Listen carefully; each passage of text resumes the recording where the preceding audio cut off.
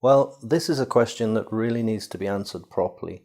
I've had a look at some of the videos that exist on YouTube right now, and although some of them are very, very good, and they're obviously put together by people who have your best interests in mind, a lot of the time they're not complete. Now, the thing is, it's very important to know that in Spain, the flight of drones is extremely restricted.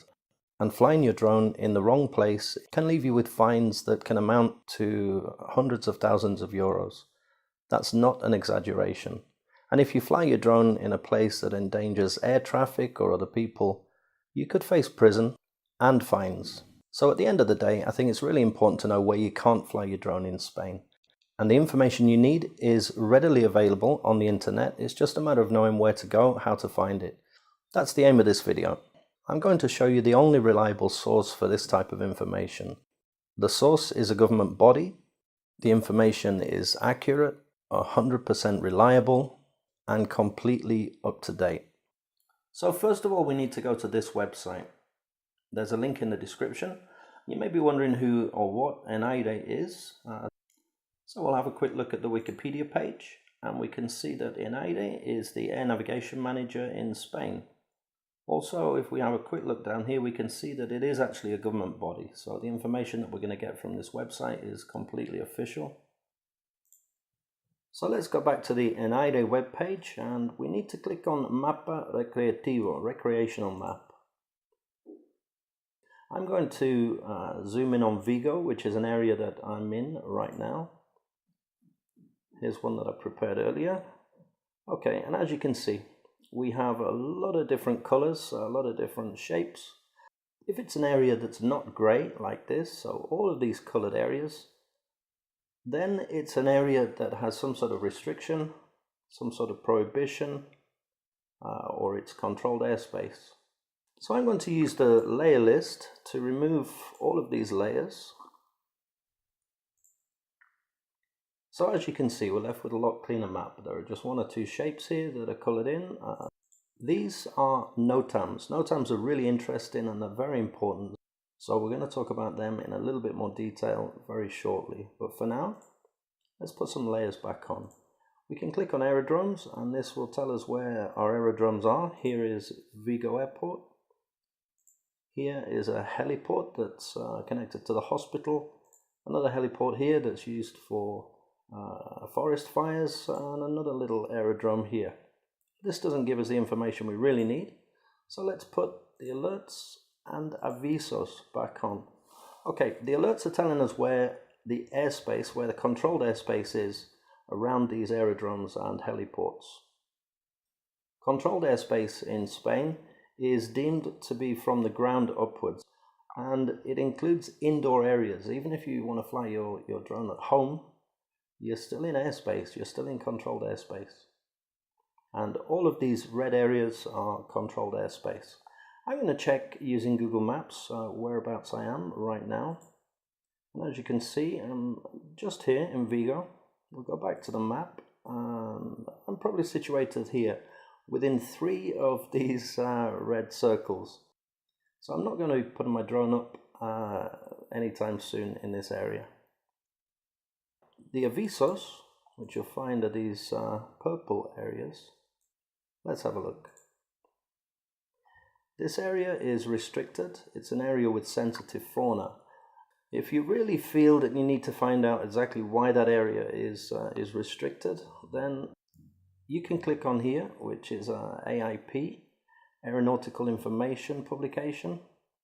Take note of this navigation here, AIP to ENR to ENR 5.6. Okay.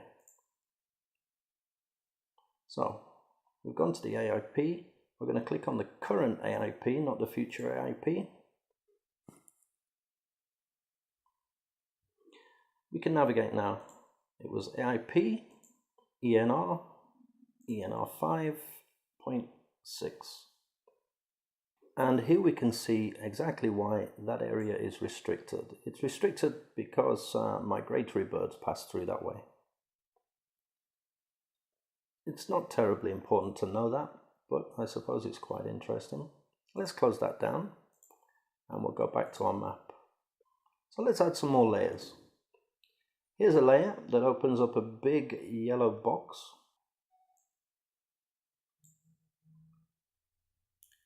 And we can see, if we click on the box, that this area is restricted to photographic flight. So you can fly your drone within this area, obviously outside of these other restricted zones, but put a lens cap over the camera. You're not supposed to take photographs or video. I think the reason for that is that there's a military base somewhere around here. And now we're going to add the special protection zones and the naturally protected zones. So, special protected zone, as you can see, all the way out to sea. Let me close this down. All the way out to sea and all the way around the coast here is protected because of seabirds.